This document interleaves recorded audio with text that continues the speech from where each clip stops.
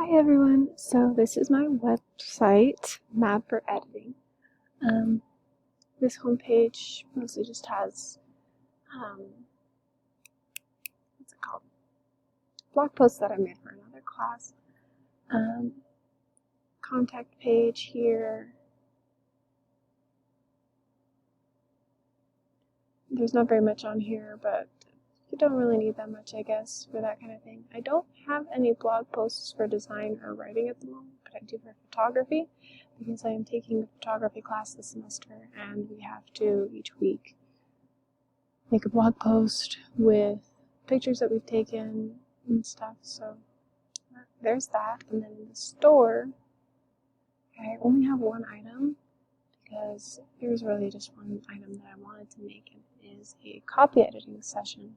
So it's not really something that I would mail out, it's more something like somebody would email me a copy of something that they've written, like an assignment for school, or resume, or like a book, because I know a lot of people have tried writing books and stuff.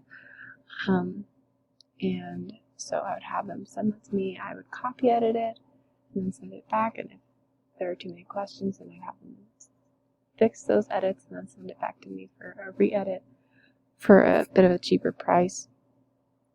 And so this just kind of explains the whole process. And that's really pretty much my whole website, but the point of the website is for me, I was going to initially post blog posts about grammar tips and punctuation and just ways that you can remember all these different rules and stuff. I haven't really gotten so much to that yet, but I'm hoping to maybe start doing that when I have a bit more time, because I was kind of excited for this. I have been thinking about freelance editing for a little while. Anyway, so the thing that I had the hardest time with was probably when the instructions didn't line up with what was available for me to do, like the actions that I had to take. If they said press this button, and then that button didn't exist on the website, so it would be difficult to follow the instructions.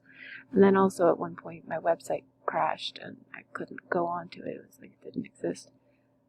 So that was a struggle. And then I think the thing that I did the best, that I learned the most, is that the teacher knows everything. Just ask her if you have problems.